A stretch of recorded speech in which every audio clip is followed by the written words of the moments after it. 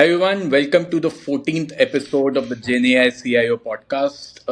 This is Rishabh, co-founder and CBO for GoML, a generative AI application services provider, and I've been joined by Shiva, who's the founder for Lizer, where they're building very interesting GenAI powered agents for automation. Thanks, Shiva, for joining in. And as with every week, we are back with a few updates in the world of GenAI, right? And I'm going to start with a very, interesting update, Shiva, for this week, which has been doing rounds, heavily. Google, since I think while you and I have discussed in our previous podcast that Google has been a laggard in terms of the whole Gen AI, the LLM world, but I think since the beginning of this year, they've really made some good updates, and one such update now is that they're entering the open, not exactly open source but open models market, right? So they launched Gemma, which is a lightweight open model, inferencing model that they've actually launched this week for their for the community to consume. They've launched this in probably two sizes, 2 billion parameters and 7 billion parameters. Again, focusing more towards lightweight models, right, to help customers with very focused or help users with very focused inferencing, right. But one thing that I definitely want to highlight, and which is very crucial for our users to understand, viewers to understand over here is that Gemma is not an open source model, right? But what's the difference between an open source model and an open model, right? So while what they've done today is they've made the whole, the logic and the weights that have been used to train this model publicly available. So you understand how this model works, how this model is consumed, and so on and so forth. But the licensing is still controlled by Google, right? So you today, and this model is not available on the open sourcing licensing terms and conditions yet, right? So you still have to reach out to Google to consume it in any shape and format today, right? Now, even open models come in different levels of expansion. Like Llama 2 also, if you look at it, is not purely an open source model, right? But the availability of Llama 2 is still quite flexible when you compare it to Gemma, right? Where Gemma, for any kind of usage, you need to reach out to Google for terms and conditions and licensing. Llama 2 allows you to till you have 2 million monthly active users, you can still consume it for your applications, right? So these are not open source models per se; these are open models. So that's what Gemma Google has introduced, right? Shiva, any views, or have you tried this model yet? Not yet, but I'm seeing really good, I would say, results in Hugging Face leaderboard. Gemma took number one position for the small models in terms of the performance. So, and this comes directly from the DeepMind team of Google, who are the original inventors of Transformers model. So I think, yeah, I mean, I think Google is trying to take some big swings now, given the fact that they've lost a lot of time and probably money and customers already. But my take is this, Rishabh. This is still like early days of cloud, where people were able to switch easily between AWS and Azure and Google Cloud as long as they were on VMs only. Now, right now, similarly, if you look at today, the LLMs, be it Google, Gemini, or Anthropic, or GPT, they all they all are just inference models. Customers can switch at any point in time between these models, and their end users will not find any difference actually. So that is my take. So Gemma is a good move from Google actually, because why not? I mean, there is still market to capture. They can still capture market from OpenAI and from Azure. So Absolutely, why absolutely. not? And see, one is launching these models, but then Google is now focusing on how, and this now probably runs in the scheme of things. So they've set up a partnership with Hugging Face. Now they're Yeah. focusing on open model. And see, Google is not new to releasing open source, right? Android is probably by far in the history is one of the best open source strategies that have been executed, right? So definitely, I'm pretty sure that they'll get there, but as you rightly mentioned, I think we are still in the experimentation phase or the early phases. Yeah, Good update, Shiva. I agree. What's next?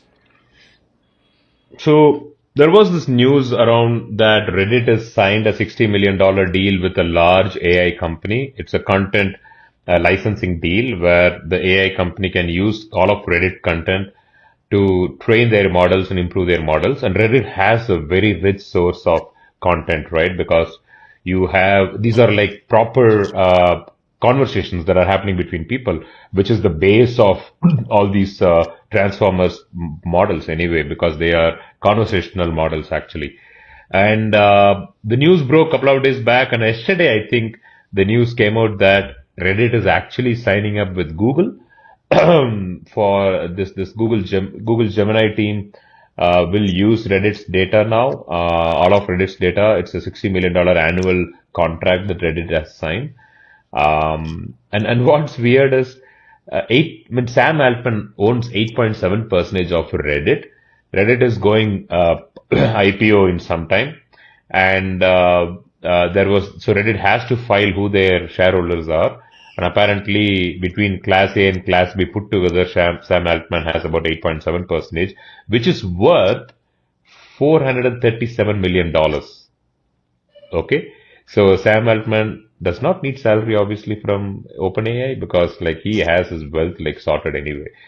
But what was curious was, look, if he has 8.7% of a company which sits on a lot of content, and that company is signing up with your competitor to provide data for training, I mean, all this is like a little vague. It's funny, it's vague, but long story short, uh, Google Gemini models now have a really good content to kind of work on, to be honest. So Reddit is a fantastic content. So hopefully Gemini continues to improve. But Shiva, I have one, like, while obviously this whole space, as we just discussed, right, is very new, experimental. But what really Yeah. excites me about the space today is like one example that you've just given, like Reddit working with, or probably Gemini working with Reddit, right, where there's competitive interests. We've spoken about how Microsoft is consuming ChatGPT, but then it also has its own offerings on ChatGPT, which still competes with ChatGPT to a certain extent, right? Like the enterprise versus what Copilot offers, right? Perplexity consumes now Gemini, right? But then Perplexity poses itself as a competition to Google as well, right? So what's very interesting Yeah. about this space is that there's competition, there's collaboration happening in the same space, and where it actually heads. It's a good, it's a very good, update, obviously, because I think we'll reach a space where all this will start emerging to a certain extent, where we'll have certain winners in the play as we start settling things down, right? But the one perspective I do have is, Shiva, I don't think so Google anyways had a dearth of data, right? Even if we don't consider the search indexing, they had YouTube data, right? I really don't think there's any other platform that probably would have data to the extent that you have in No. YouTube videos, right? Yeah, but no, but the one point on YouTube is, I mean, so in the recent All In pod, David Friedberg made a fantastic point, right? So YouTube apparently gets almost 2 petabytes of data per day uploaded, new content uploaded, right? Media, images, videos, etc. But why Reddit is slightly different is the same advantage that Groq AI of Twitter has, XAI has, which is conversational in nature. YouTube data is not conversational necessarily, comparatively. Compared to the Reddit, see, Reddit is purely conversational. When it comes to handling YouTube data, you'll have to clean the data first to extract the conversation part of it and then use it for training. But when it comes to Twitter and Reddit, 90% of the data is conversational, or more than 90% is conversational by nature, which is what these models want, because these models are trying to crack the reasoning part, the conversation. See, if you have so much data, conversational data available, you will crack reasoning automatically. That is how the thing works. How? Imagine if I ask you, hey Rishabh, how are you? And you respond back, I'm doing good, blah, blah, blah. And I ask you a further question, you answer further question, you answer back. So imagine we do a 50 questions like Q&A or 50 sets of Q&As. Now, all the transformer models does is they understand, they keep everything in memory. Now, tomorrow when another person asks, hey Rishabh, how are you? Imagine if the bot is about to answer, it'll just look at all of Rishabh's responses and it will pick the right response actually. So that is how training works. When we say reasoning, it's not actually thinking. It is trying to find what is the most appropriate response to this question based on all the history data that it has. So given that logic, the conversational data has a higher quality for and higher usage for LLMs compared to non-conversational data like YouTube, like textbooks, etc. So that is why, while YouTube is still there, my point is Twitter and Reddit have like the edge compared to YouTube. And Apple sitting on iMessage data, which is on iCloud, crazy. Apple has crazy data sitting with them. Android as well. Facebook, imagine Facebook, the amount of conversation that Facebook has in comments, WhatsApp data.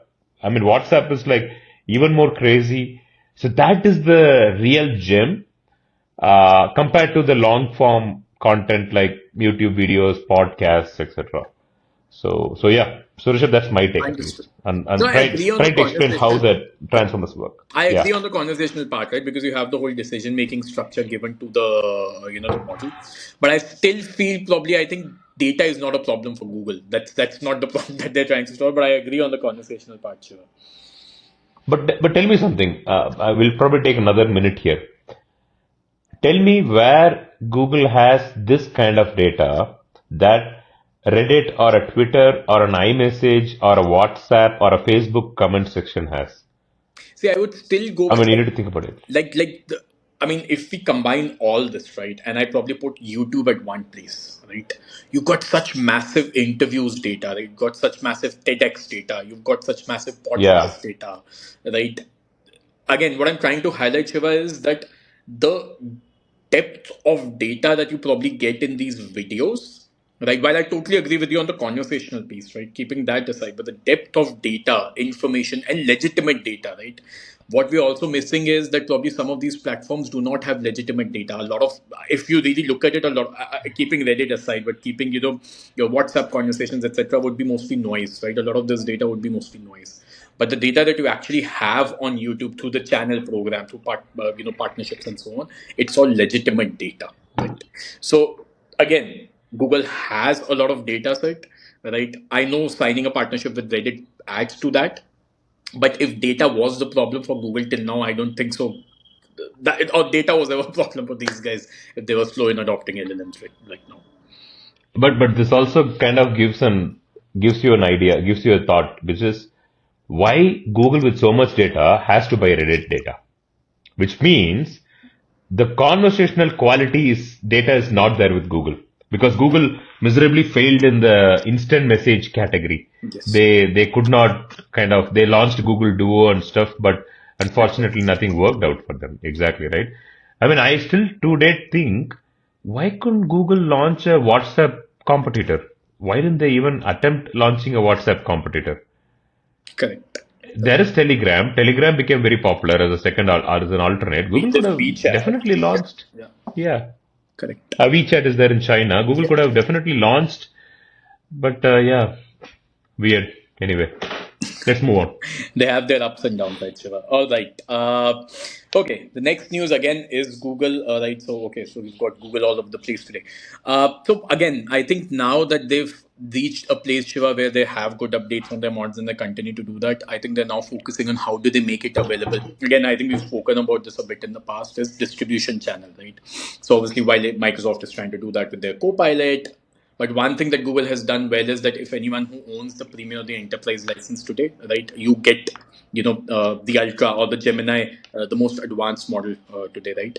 So what they've done is they've now introduced certain tier plans, this week, which is primarily business, sorry, Gemini Business and Gemini Enterprise, focused towards again, you don't have to get everything, or you don't probably have to pay more for leveraging everything, right? So while the enterprise plan which is there, it provides the most advanced model access, which is Ultra, which you do not get through the business license, right? So they've actually provided a more tiered approach right now, again focusing more on how do they distribute this much better. And obviously with enterprise plan, you get integration with the existing Google tools, which you were anyhow getting with the premium subscription already if you had that license, right? Which is you can integrate with Sheets, you can integrate with the Gmail to probably respond to quite emails and so on and so forth, right?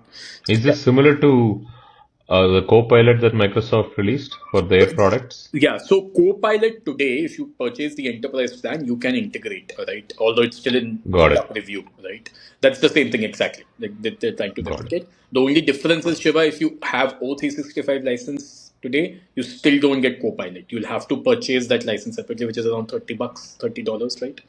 But if here you own the Google, business license, right, you get the Gemini consumption license Got it. automatically. Yeah. Got it. Cool.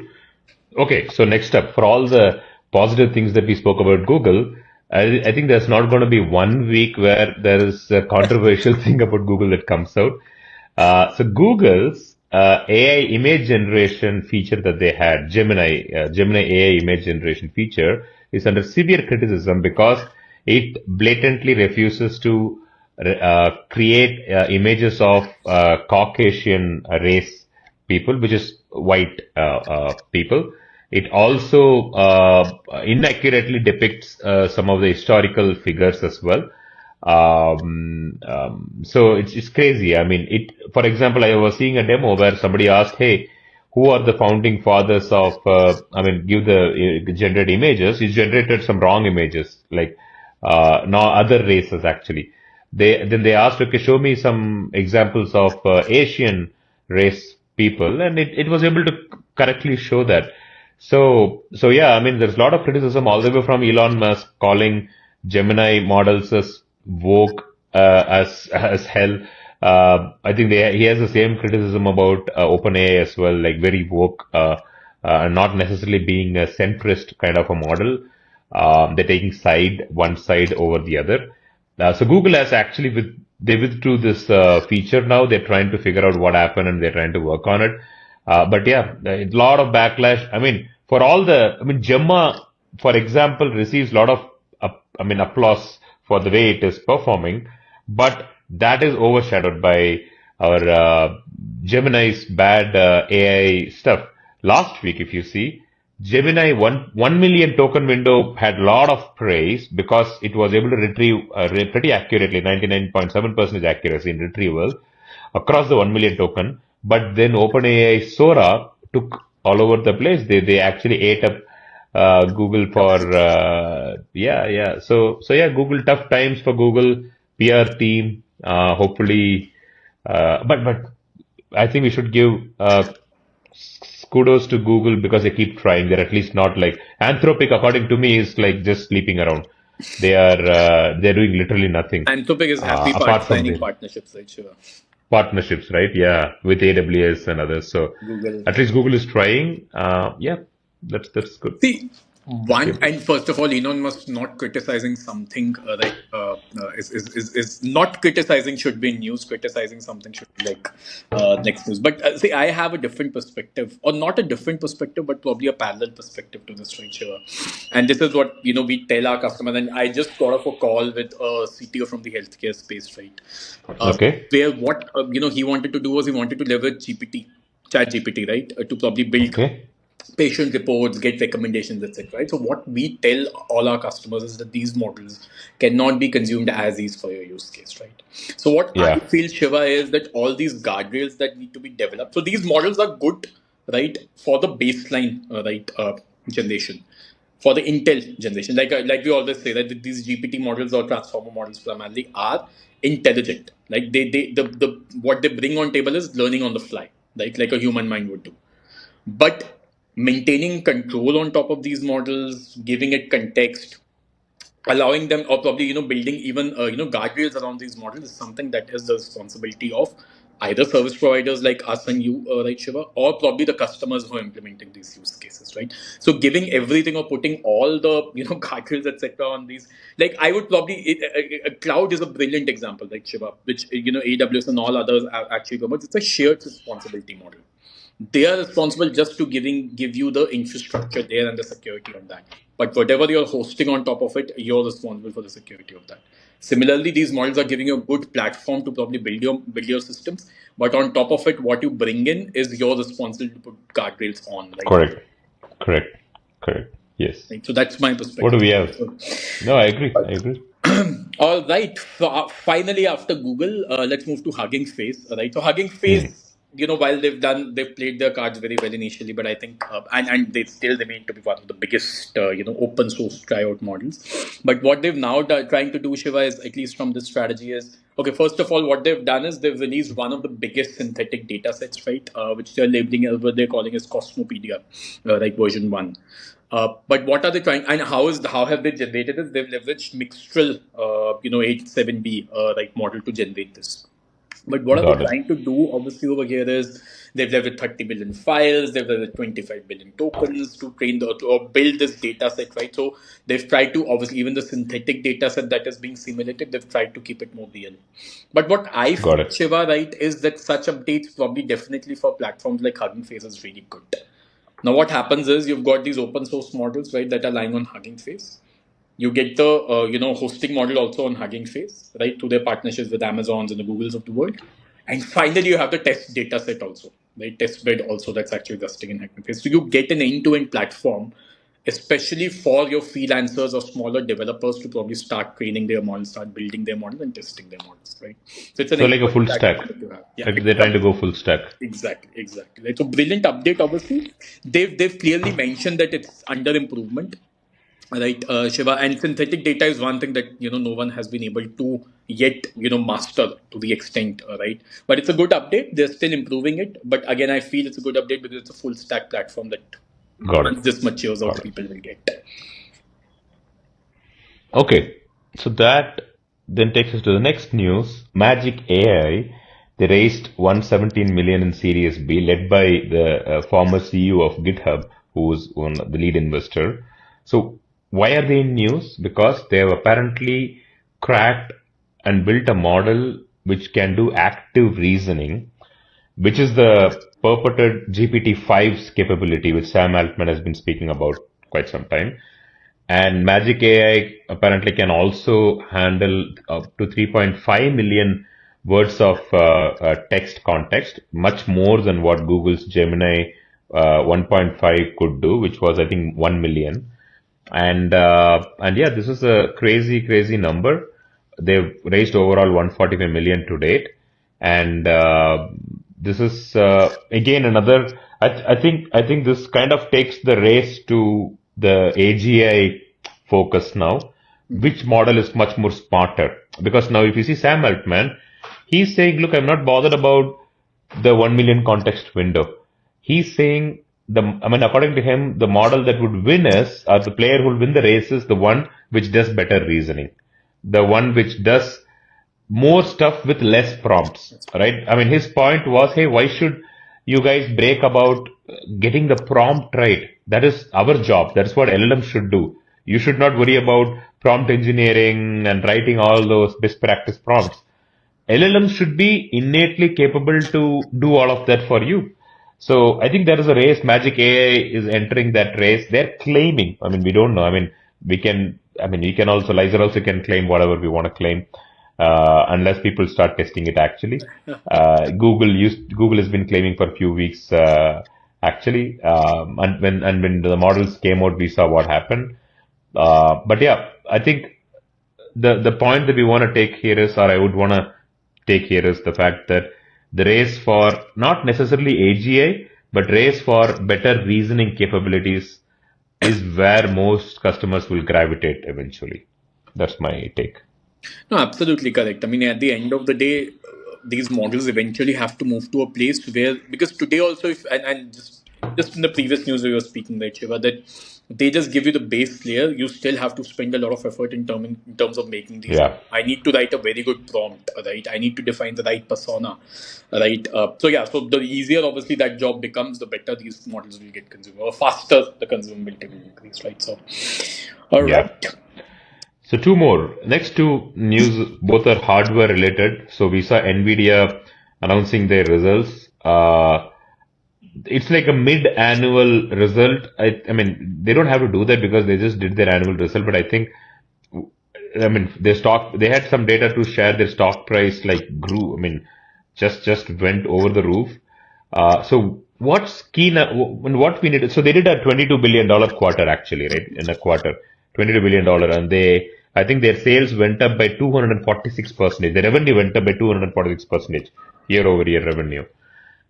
what's the key thing that for us to look at is 40% of the revenue was due to the inference that was done on these chips, and 60% was model training.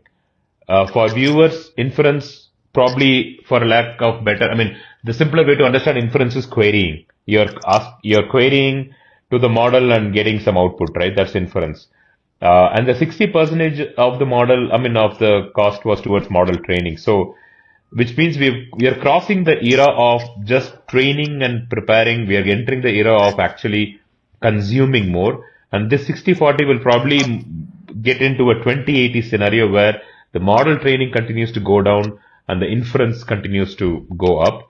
Obviously, this is only Nvidia data. We don't have Google's TPU data, and Amazon also has few chips. We don't have those data available with us. But long story short, the takeaway is the fact that the inferencing is going high, which means the consumption has started big time. So 2024, 2025, 2026, these 3 years, more and more companies will continue to adopt Gen AI. So that's the news So that's on absolutely NVIDIA. correct, right, Shiva? The one, obviously, this news, but I think, as we start focusing, and one of the predictions that we had at the beginning of this year is that we'll have these smaller, very domain focused models, right? So the moment we start moving into that era, obviously, the consumability of these models or inferencing of these models will become much faster, and the training Yeah, part will go much lower, right? So, yeah, so it's definitely moving in the right direction. yeah. The other hardware part news, Grok. This is not the XAI or Twitter's AI Grok. That is GROK. This is GROQ Grok. Uh, they uh, they have this hardware. They manufacture their chips. They have this hardware. They provide APIs of open source models for people to use, like how Hugging Face, like how Perplexity Labs and others provide, uh, and Together AI, etc.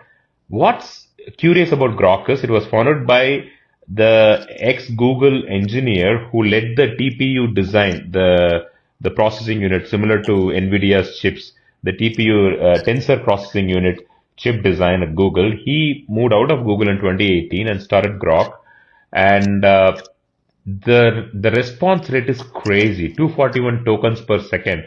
There is a chart that's going around. I mean, you could see the Grok is right on top compared to all the other models. So the inference is also crazy. So there are a few folks who are doing some experiments. The inference speed is so crazy, even though ChatGPT has enabled streaming, Grok's speed of response is even faster. Why? I mean, I mean, there is an argument. Okay, you know what? I mean, do we need that much speed for chat? I mean, you don't need that much speed for chat. It's okay. I mean, speed beyond a point is unnecessary, to be honest, right? I mean, you get a Bugatti or you get say a Maruti or a Mercedes, and you don't need Bugatti on common roads because it's okay. I mean, your regular cars are Kia or a Hyundai will get you wherever you want to get to. But when it comes to multi-agent frameworks, when it comes to much more real-time processing or products that need real-time inference, something like Grok is much more useful. So that's where Grok is kind of making news. All the other players are now trying to get to that benchmark as well.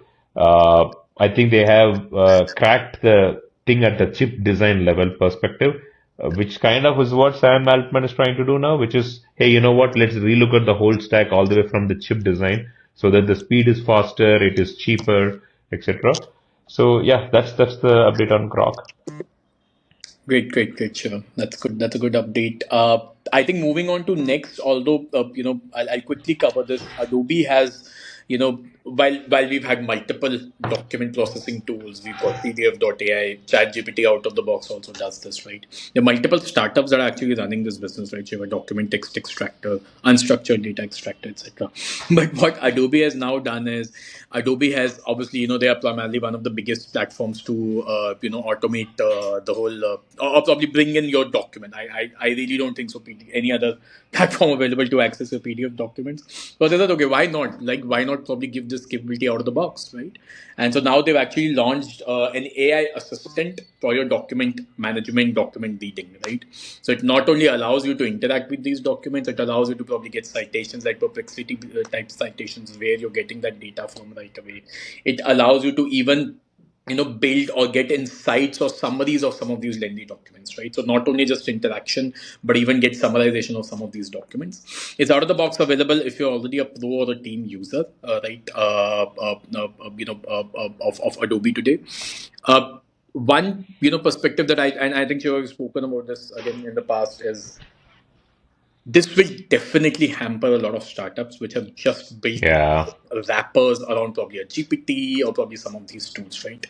That's where a lot of these companies will now have to start looking into how do you build use cases or consumable business ROI use cases leveraging these models, which actually deliver Yeah. value to businesses, right? Now, just a simple wrapper around these models, you can survive for a few days, but something like this will again happen, right? And, bam, you're out of business, right? So, I mean, 100%. This was about to happen always. I mean, Adobe has done this in the past as well. There were a lot of startups, software companies who were providing PDF editor as a feature. They were charging money. Then Adobe made it free. You know what? Go and edit. It's free, guys. Go and use it for free. So yeah, great move by Adobe. I don't know how many startups are going to get hit. I could already see few companies in Twitter kind of they don't have a choice. They cannot do anything about it because it's Adobe's technology. Eventually, they can do whatever they want. But yeah, like you said, see, you will have to move away from being a thin wrapper to a thick wrapper to eventually diversify and become a workflow company eventually. I mean, not just being a wrapper. Actually. exactly. It's So it's what do we have definitely then? disheartening, right, Shiva? But I think one thing I definitely like about these updates now is that they push a lot of these startups to probably think beyond the boundaries. Like simple automation is no longer the way of working. Correct. Right, so it's Correct. definitely disheartening. I agree, but then it actually pushes us to probably think Correct. beyond that, right? As you, one point I really like that you actually made probably eventually become a workflow automation company, right? And we've spoken about agents in the past heavily, right? I think yeah, that's what probably we all of us need to start thinking about. Correct.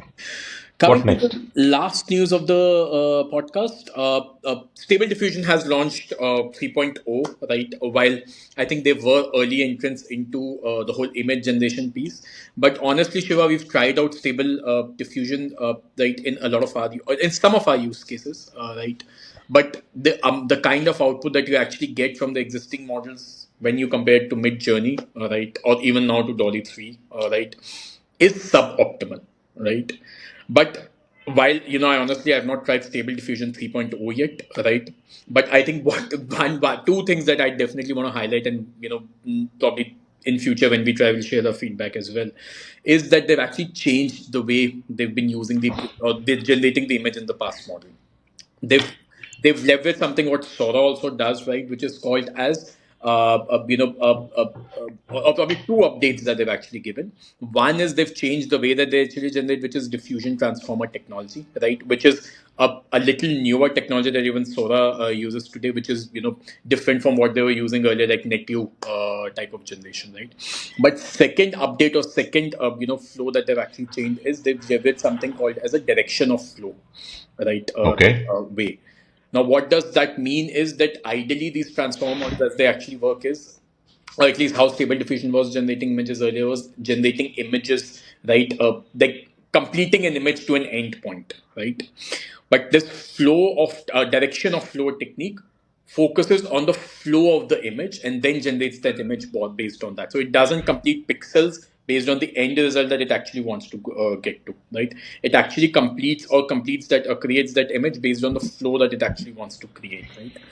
So Stability AI is now claiming that probably this will help them generate better or more realistic images, right? Again, we've not tried that model yet, Shiva. We are yet to try it out, but these are And we haven't even seen the demos yet, I believe. I Like Sora, exactly. right? I mean, that's where you'll have to give kudos to the marketing team of Sora, right? I mean, OpenAI. They didn't do anything. They just launched the video. It's I mean, neatly put. They launched even Mixtral. I mean, needs an applause here because Mixtral also launched the model quietly in for people in torrent for people to download.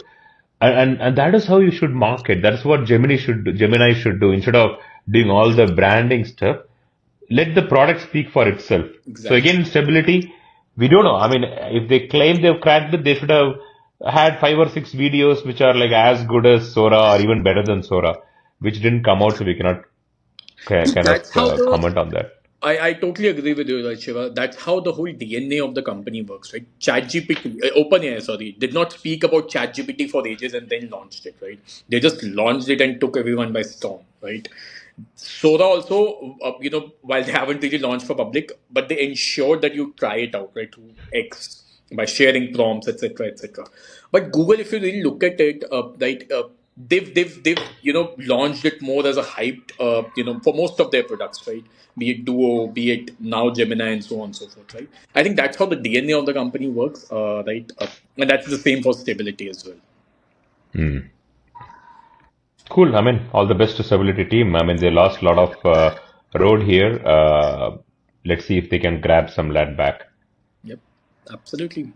All right, that brings us to the end of this podcast. Thanks everyone for joining in. Shiva, thanks for sharing updates with our listeners Absolutely, today. yes. Pleasure. We'll be back with another update next week, as Shiva and I have promised. And as we move forward, we'll start probably bringing in more industry experts as well. Yeah, Thanks we for have few interviews lining up. I think excited to have them on on the podcast. So yeah, we'll make it much more useful for you guys. Just keep following us and get all the generative AI related news in the enterprise context. yes, Thank absolutely. you. All right, thanks everyone. Bye.